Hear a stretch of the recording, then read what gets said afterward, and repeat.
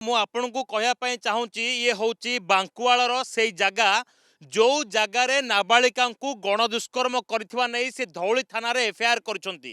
ପ୍ରଥମ ଏଫଆଇଆରରେ ଯେତେବେଳେ ପୁରୁଷ ବନ୍ଧୁ ଜଣକ ଏଫଆଇଆର କରିଥିଲେ, ଦ୍ୱିତୀୟ ଏଫଆଇଆରରେ ସେ ସ୍ପଷ୍ଟ ଭାବରେ ଲେଖିଥିଲେ ଠିକ୍ ଏଇ ଜାଗାରେ ଜହ୍ଲାଦ ମାନେ ନୃଶଂସ ମାନେ କେମିତି ରକ୍ତ ମୁଖା ପାଲଟି ଯାଇଥିଲେ।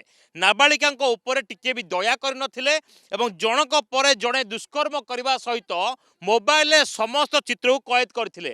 ଆପଣ କନକ ନ୍ୟୁଜ୍ টিভি ସ୍କ୍ରିନରେ ଦେଖୁଥିବା ଏ ଦୁଇ ଜଣ ଜହ୍ଲାଦ ହେଉଛନ୍ତି ସେଇ ଜହ୍ଲାଦ ଯେଉଁମାନେ ନାବାଳିକାଙ୍କ ସହିତ ଏ ନାରକୀୟ କାଣ୍ଡ ଘଟାଇଥିଲେ। ବାଙ୍କିର ବିଭୁ ପ୍ରସାଦ ମିଶ୍ର ବୟସ 32 ଏବଂ କଟକ ଓଲଟପୁର ଅଞ୍ଚଳର ଅଭିଯୁକ୍ତ କାଳନ୍ଦୀପ ପାତ୍ର ବୟସ 31। এই ଦୁଇ ଜଣ ଅଭିଯୁକ୍ତ ହିଁ ଥିଲେ ପୁରା ଘଟଣା ପଛର ଖଳନାୟକ। କିନ୍ତୁ ଏବେ ବି ମାଷ୍ଟର ମାଇଣ୍ଡକୁ ଖୋଜା ଚାଲିଛି। ତେବେ ବଡ଼ କଥା ହେଉଛି ଯେ ଯେଉଁ ଅଭିଯୁକ୍ତ ବର୍ତ୍ତମାନ ସୁଦ୍ଧା ଫେରାର ରହିଛି ତାକୁ ଧରିବା ବର୍ତ୍ତମାନ ସୁଦ୍ଧା କମିଶନରେଟ୍ ପୁଲିସ ପାଇଁ କାଠିକର ପାଠ। କାହିଁକି ନା ଏ ଅଭିଯୁକ୍ତ ଯଦି ଧରା ନ ପଡ଼ିଲା ତାହେଲେ ହୁଏତ ବହୁତ ବଡ଼ ସମସ୍ୟା ହେବ।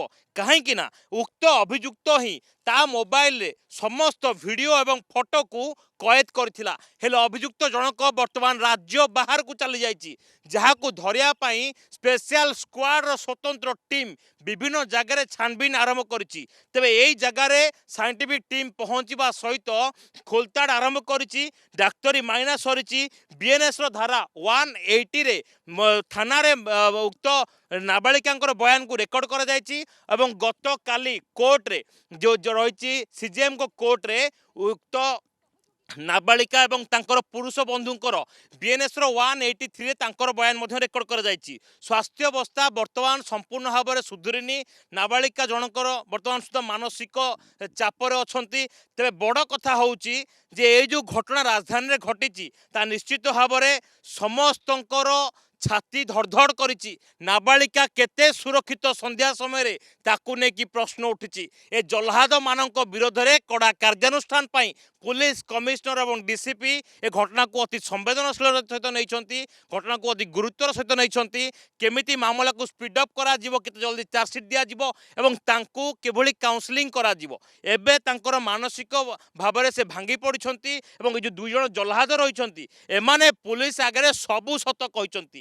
এই তিন জন নুহন্তি বরং 5 জন ঘটনাস্থলে থিলে। তেবে মুখ্য আসামি কেতବେଳେ পুলিশ হাତରେ ধরা পড়ুଛି ତା ଗୋଟେ ବଡ଼ ଚ୍ୟାଲେଞ୍ଜ। ନିଶ୍ଚିତ ଭାବରେ ଦେଖନ୍ତୁ ନାବାଳିକାଙ୍କର ବୟାନକୁ ରେକର୍ଡ କରାଯାଇଛି। ନାବାଳିକା ଜଣକ ଯାହା କହିଛନ୍ତି ତାହା ବର୍ତ୍ତମାନ ଆମ ପାଖରେ ଅଛି ବା ଏଫଆଇଆର କପିଟି ଆମ ପାଖରେ ଅଛି। କିନ୍ତୁ ଜଣେ ଦାୟିତ୍ୱବାନ ଗଣମାଧ୍ୟମ ହିସାବରେ ସେ କପିକୁ ଆମେ ଆପଣଙ୍କୁ ଦେଖାଉନୁ କିମ୍ବା ପୁରା ୟାକୁ ପବ୍ଲିକ କରିବାକୁ ଚାହୁଁନୁ। ସେଥିରେ ସେ ସ୍ପଷ୍ଟ ଭାବରେ ଲେଖିଛନ୍ତି ଯେ ଯେଉଁ ସମୟରେ ତାଙ୍କ ପୁରୁଷ ବନ୍ଧୁଙ୍କ ସହିତ ସେ ଯିବା ଆସିବା କରୁଥିଲେ ଠିକ୍ ସେହି ସମୟରେ କିଛି ଦୁର୍ବୃତ୍ତ ତାଙ୍କୁ ରାସ୍ତାରେ ଅଟକେଇଥିଲେ। ରାସ୍ତାରେ ଅଟକେଇବା ସହିତ ତାଙ୍କ ଚାବି ଛଡ଼େଇଥିଲେ। ଚାବି ଛଡ଼େଇବା ସହିତ ଯଦି ଆପଣଙ୍କୁ କହିବି ଦେଖିବା ପାଇଁ କ୍ୟାମେରା ରଶ୍ମିକୁ ଦେଖିବା ପାଇଁ କହିବି ଏ ଘଟଣାସ୍ଥଳରେ କିଛି ମଦ ବୋତଲ ମଧ୍ୟ ପଡ଼ିଛି। ତେବେ ଯେଉଁ ଅଭିଯୁକ୍ତମାନେ ରହିଥିଲେ ସେମାନେ ହୁଏତ ନିଶାସକ୍ତ ଅବସ୍ଥାରେ ଥାଇପାରନ୍ତି, କିନ୍ତୁ ଏମାନେ ନିଜର ହିତାହତ ଜ୍ଞାନ ହଜେଇ ଦେଇଥିଲେ। ନାବାଳିକାଙ୍କ ସହିତ ନାରକୀୟ କାଣ୍ଡ ଘଟାଇଥିଲେ। ଜହ୍ଲାଦମାନେ ତାଙ୍କ ପୁରୁଷ ବନ୍ଧୁଙ୍କୁ ପଥରେ ଛେଚିବା ସହିତ ତାଙ୍କୁ ମାରଣାସ୍ତ୍ରରେ ଆକ୍ରମଣ କରିଥିଲେ। ଯେଉଁ ସମୟରେ ଛାଡ଼ି ଦିଅ କହି ଚିତ୍କାର କରିଥିଲେ ନାବାଳିକା ଜଣକ, ସେହି ସମୟରେ ଏମାନଙ୍କ ଭିତରୁ ଯେମିତି ଦୟାମୟା କିଛି ନଥିଲା। ଏମାନେ ଜଣକ ପରେ ଜଣେ ତାଙ୍କର ବସ୍ତ୍ରକୁ ଖୋଲିଥିଲେ ଏବଂ ତାଙ୍କ ସହିତ ଦୁଷ୍କର୍ମ କରିଥିବା ସେ ଅଭିଯୋଗରେ ଦର୍ଶାଇଛନ୍ତି। ତା ସହିତ 3 ଜଣ ଅଭିଯୁକ୍ତ ଏଭଳି କାଣ୍ଡ ଘଟାଇବା ସହିତ କିଛି ଅଭିଯୁକ୍ତ ତାକୁ ମୋବାଇଲରେ କଏଦ କରିଥିଲେ। କିନ୍ତୁ ଘଟଣାସ୍ଥଳରେ ହିଁ ତାଙ୍କୁ ସେ ଧମକ ଦେଇଥିଲେ ଏ ଘଟଣା ବାବଦରେ ଯଦି ତୁମେ ଯାଇକି କାହାକୁ କହିବ ତାହେଲେ ତୁମକୁ ଜୀବନରୁ ଆମେ ମାରିଦେବୁ। ଗୋଟେ ବଡ଼ କଥା ହେଉଛି ଏ ଘଟଣା ପରେ ଯେତେବେଳେ ପୁରୁଷ ବନ୍ଧୁ ଜଣକ ଥାନାରେ ପହଞ୍ଚିଲେ ଗୋଟେ ମାମଲା ରୁଜୁ କରାଗଲା ଏବଂ ନାବାଳିକା ଯେତେବେଳେ ତାଙ୍କ ମାଆଙ୍କ ଆଗରେ ସବୁ ଜିନିଷ ଗୋଟି ଗୋଟି କରି କହିଲେ ତାପରେ ହିଁ ଏଫଆଇଆରଟି ଗଣଦୁଷ୍କର୍ମ বা গোটে 376D ভଳି ଗୋଟେ ମାମଲା ରୁଜୁ କରାଗଲା। ତେବେ ବିଏନ୍ଏସ୍ର ଯାହା ଦଫା ରହିଛି ସେହି ହିସାବରେ ମାମଲା ରୁଜୁ କରାଗଲା।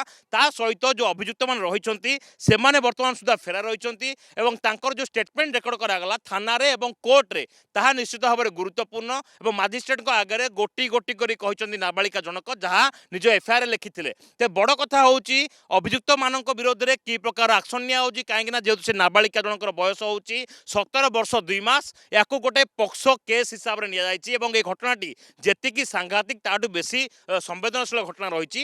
তো এই ঘটনাକୁ ନେଇକି ବର୍ତ୍ତମାନ ସୁଦ୍ଧା ଖୋଲତାଡ଼ ଆରମ୍ଭ କରାଯାଇଛି, ପକ୍ସୋରେ ମାମଲା ରୁଜୁ କରାଯାଇଛି।